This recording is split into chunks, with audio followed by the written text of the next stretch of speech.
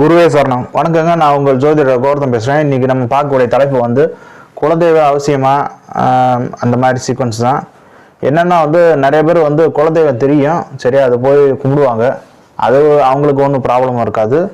சில சமயம் வந்து குலதெய்வம் வந்து உக்கரமாக இருக்கும், அது வந்து பிரசனத்தில் பார்த்து கரெக்ட் பண்ணிடலாம், அது ஈஸியாக தெரிஞ்சுக்கலாம். அது வந்து வருஷத்துக்கு ஒரு வாட்டி போகிற ஆட்களுக்கு வந்து தெரியும். இங்கே வந்து என்னென்னா சுத்தமாக வந்து குலதெய்வமே தெரியாது சார் அப்படின்னு என்னென்ன பிரச்சனை வரப்போகுது அதுதான் நம்ம மெயினாக பார்க்க போகிறோம். இப்போ வந்து என்னென்னா எங்களுக்கு வந்து குலதெய்வம் என்னான்னு தெரியல சார் அப்படின்னா என்ன பண்ணலாம், அப்படின்னா என்னென்ன நடக்கும் அப்படிங்கிறது முதல் தெரிஞ்சுங்க. இப்போ வந்து ஒருத்தருக்கு வந்து குலதெய்வம் எதுவுமே தெரியலன்னா இவங்க வந்து என்னென்னா ஈஸியாக வந்து இந்த செய்வனை வைக்கிறது இது பண்ணுறது எல்லாமே வந்து நிறையா வந்து ஆள் உட்படுவாங்க. அப்போ என்னன்னா இவங்க குடும்பத்தில் வந்து ஈஸியாக வந்து செய்வனை வைக்கிறது வந்து செயல்பட ஆரம்பிச்சிடும். குலதெய்வம் இல்லைன்னா வந்து செயல்படுவாங்க. அவங்களுக்கு வந்து நிறைய குடுகுடுப்புக்காரங்க கதை அது தெரியுமா என்னன்னு தெரியல. ஆனால் வந்து என்னென்னா நிறைய குடுகுடுப்புக்காரங்க வந்து என்ன பண்ணுவாங்கன்னா வீட்டு வாசல் வந்து குலதெய்வம் வந்து காவல் காக்கும். அந்த மாதிரி வந்து காவல் காக்கும் போது வந்து என்னென்னா அவங்க வந்து அந்த வீட்டுக்கு வந்து எதுவும் சொல்ல மாட்டாங்க, குடுகுடுப்புக்காரங்க மட்டும்தான். இப்போ வந்து கையில் வந்து கருங்காலி வச்சுட்டு குறி சொல்கிற ஆட்கள் கிடையாது. நான் சொல்கிறது குறி சொல்கிற ஆட்கள் எல்லா வீட்லேயும் வந்து குறி சொல்லுவாங்க. கரெக்டாக வந்து பார்த்தீங்கன்னா குடியுறுப்பு ஜக்கம்மா அந்த இது வந்து என்னென்னா பகவதி அம்மனை வச்சு தான் பேச பண்ணி வருவாங்க. அவங்க வந்து என்ன பண்ணுவாங்கன்னா குலதெய்வம் இருக்கக்கூடிய வீட்டில் வந்து சொல்லவே மாட்டாங்க. எந்த வீட்டில் வந்து தெய்வ நடமாட்டம் இல்லையோ அந்த வீட்டில் மட்டும்தான் குறி சொல்லுவாங்க. அந்த இடத்துல வந்து தான் இதுதான் சீக்வன்ஸு. அப்புறம் வந்து என்னன்னா இந்த குலதெய்வம் வந்து அந்த அளவுக்கு பாதுகாப்பு கொடுக்கும்னு அர்த்தம். இப்போ இது ஒரு விஷயம் பார்த்தீங்கன்னா, ரெண்டாவது விஷயம் வந்து என்னன்னா குடும்பத்தில் வந்து என்னன்னா மரபணு மாற்றங்கள் செய்யப்பட்ட ஒரு நோய்கள் பாரம்பரிய நோயாக மாற்றிடும், பாரம்பரிய நோய்களை வந்து உண்டாக்கி விட்டுரும். இப்போ வந்து என்னன்னா ரொம்ப வித்தியாசமாக செயல்படுறாங்க. அந்த மாதிரி விஷயங்கள்லாம் வந்து என்னன்னா இந்த பாரம்பரியத்தில் வரும். நிறைய பேர் வந்து ஃபாரினில் செட்டில் ஆயிடுவாங்க, இங்கே இந்தியாவுக்கு வர மாட்டாங்க. அவங்க பூர்வீகம் எங்கே இருக்கும் பார்த்தீங்கன்னா இங்கே பக்கத்தில் எந்தாவது ஒரு சின்ன கிராமத்தில் இருக்கும், ரொம்ப சின்ன குட்டி பூர்வீகம் அந்த மாதிரி இருக்கும். அவங்க வந்து என்னென்னா ஒரு பெண் தெய்வமாக இருக்கலாம், இல்லைன்னா ஒரு ஐயனாராக இருக்கலாம், ஒரு கருப்பு சாமியாக இருக்கலாம். ஐயனார் வேறு கருப்பு சாமி வேறு, அது மாதிரி புரிஞ்சுக்குங்க, ரெண்டும் ஒன்றும் கிடையாது. அப்போ அந்த மாதிரிலாம் இருக்கும்போது வந்து என்னென்னா இவங்க வந்து அதை வந்து வணங்காமலே விட்டுருப்பாங்க. அது என்ன பண்ணும்னா ஒரு டயத்துக்கு மேலே வந்து உக்கரமாயிரும். உக்கரமானதுக்கப்புறம் வந்து என்ன ஆகும்னா அவங்களுக்கு வந்து ஒரு பாரம்பரிய நோய் வந்து ஏதாவது கொடுத்துரும். இந்த எங்கள் பாரம்பரியத்தில் இந்த மாதிரி நோய் யாருக்குமே வந்ததில்லப்பா, இது வேணும் புதுசாக வந்திருக்குன்னு சொல்லிட்டு குறிப்பாக வந்து என்னென்னா கண், காது, மூக்கு இது சம்மந்தப்பட்ட நோய்கள், இது சம்மந்தப்பட்ட வியாதிகள், ஊனத்தை வந்து கொடுத்துரும். ஊனம் இருக்க குழந்தைகள் வந்து பறக்கிறாங்கன்னா குலதெய்வம் வந்து சரியாக கும்பிடலன்னு அர்த்தம். இதுதான் மெயின் கான்செப்ட். குலதெய்வம் தெரிஞ்சிருக்கும், ஆனால் சரியாக கும்பிடாமல் இருந்திருப்பாங்க. அதை கும்பிடதான் வந்து அவங்களுக்கு வந்து சரியாவுடைய தெய்வங்களுடைய கோபத்தினால தான் அந்த மாதிரி ஊனங்கள் உருவாகுது. இது வந்து என்னன்னா ஜாதக ரீதியாக பார்க்கும்போது வந்து என்னன்னா ஜாதகத்தில் வந்து இது வந்து லேசாக கண்டுபிடிக்கலாம், பிரசனத்தும் போது துல்லியம் அடிக்கலாம். ஏன்னா பிரசனத்தில் வந்து என்னன்னா அந்த ஊனமானவங்க ஜாதகம் அந்த இது வந்து கூட வராது, இது பண்ணாது. ஆனால் பிரசனத்தில் பார்க்கும்போது உறுதி அடிக்கலாம், அவங்க வீட்டில் இந்த மாதிரி ஊனமானவங்க இருப்பாங்க அப்படின்னு சொல்லி அடிக்கலாம்.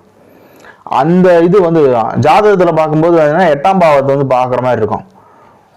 அந்த ஊனம் வந்து இருக்கா இல்லையாங்கிறது செக் பண்ணுறது எல்லாமே அந்த எட்டாம் பாவம். இவங்க குடும்பத்தில் வந்து ரொம்ப வித்தியாசமாக இருக்கும். நிறைய பேர் பார்த்துருப்பீங்க, ஷார்ட்ஸ் வீடியோலாம் நிறைய பார்த்துருப்பீங்க. கேரளாவில் வந்து ஒரு சின்ன குழந்தை தான், குட்டி குழந்தை, அவங்களுக்கு வந்து என்னென்னா ஸ்கின் வந்து ரொம்ப ஒரு மாதிரியாக இருக்கும். அந்த மாதிரி அதாவது அந்த ஸ்கின் ப்ராப்ளம் இருக்குது, அவங்களுக்கு வந்து அப்படியே உறிஞ்சு வந்த மாதிரி இருக்கும். குறிப்பாக சொல்ல போனால் ரொம்ப கருகி ஒரு இது மாதிரி இருக்கும். பட் அவங்களாம் நிறைய வீடியோ எடுத்து போட்டிருக்காங்க, அது அவங்களுடைய மன தைரியம். இது ஏன் சொல்ல வரேன்னா குலதெய்வத்தை சரியாக கும்பிடாதனால வரக்கூடிய ப்ராப்ளம், அந்த மாதிரி ப்ராப்ளம்.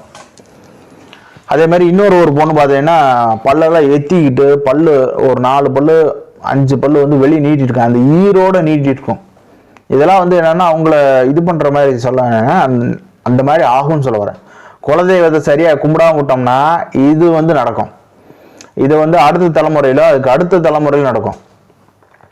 எத்தனாவது தலைமுறையில் வந்து கைவிட்டுட்டு வராங்களோ அதுக்கு அடுத்த தலைமுறையில் வந்து பாதிப்பு இருக்கும். அதனால வந்து என்னன்னா குலதெய்வ தெரியலன்னா வந்து கண்டுபிடிக்கிறதுக்கு முயற்சி பண்ணுங்க. கண்டுபிடிக்க முடியாத பட்சத்தில் குலதெய்வம் இல்லை அப்படி என்ன பண்ணலாம்னு சொல்லிட்டு யார்கிட்டயா போய் கேட்டு கொஞ்சம் இது பண்ணுங்க. ஏன்னா இதெல்லாம் சில விஷயங்கள் இருக்கும். பிரச்சனை பார்க்க ஆட்கள்கிட்ட வந்து குலதெய்வத்தை வந்து இது பண்ணுவோம். இப்போ வந்து பெரிய பிரச்சனை அஷ்டமங்கல வருஷம் பார்த்து குலதெய்வத்தை கண்டுபிடிக்கலாம். சரியா, எனக்கு அதுக்கு கூட காசு இல்லை சார், கொஞ்சம் கஷ்டம்தான் சார் அப்படின்னா ஒரு சின்ன பிரச்சனத்தை பார்த்து குலதெய்வ அனுகிரகம் இல்லை என்ன பண்ணலாம் அப்படின்னு ஒரு கேள்வி நீங்க போய் கேளுங்க. அப்போ ஒரு விடை கிடைக்கும். இந்த இடத்துல வந்து என்னன்னா உங்களுக்கு வந்து இஷ்ட தெய்வத்தையும் குலதெய்வத்துக்கும் ஒரு விளக்கத்தை நான் கொடுத்துட்றேன். அப்போ வந்து என்னன்னா கொஞ்சம் ஈஸியா புரிஞ்சிடும் ஏன் குலதெய்வ வழிபாடு நின்று போச்சுன்னு. இது சரியான அந்த சீக்வன்ஸ்.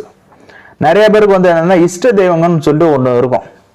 இந்த திருச்செந்தூர் முருகன் வந்து அவர் உருவானதுக்கு மெயின் காரணம் வந்து இதுதான். நிறைய பேருக்கு இஷ்ட தெய்வமா இருக்கும் திருச்செந்தூர் முருகன் கோயில். அப்ப என்னன்னா இந்த குறிப்பா வந்து தூத்துக்குடி நாகர்கோயில், திருநெல்வேலியில பாதி பேருக்கு தான் வந்து அந்த இதுக்கு இஷ்டம். பாதி பேருக்கு வந்து நல்லையப்பெரும் சங்கர நாராயணர் தான் இஷ்ட தெய்வம். அப்ப வந்து என்ன இஷ்ட தெய்வமா இருக்கிறது வந்து அதை தான் வந்து விழுந்து கும்பிடுவாங்க. அப்ப என்னன்னா ஒரு சீக்வன்ஸ் மேல போகும்போது வந்து என்ன ஆகும்னா அவங்க நினைக்கிற ஒரு விஷயம் வந்து அது நடந்துடும்.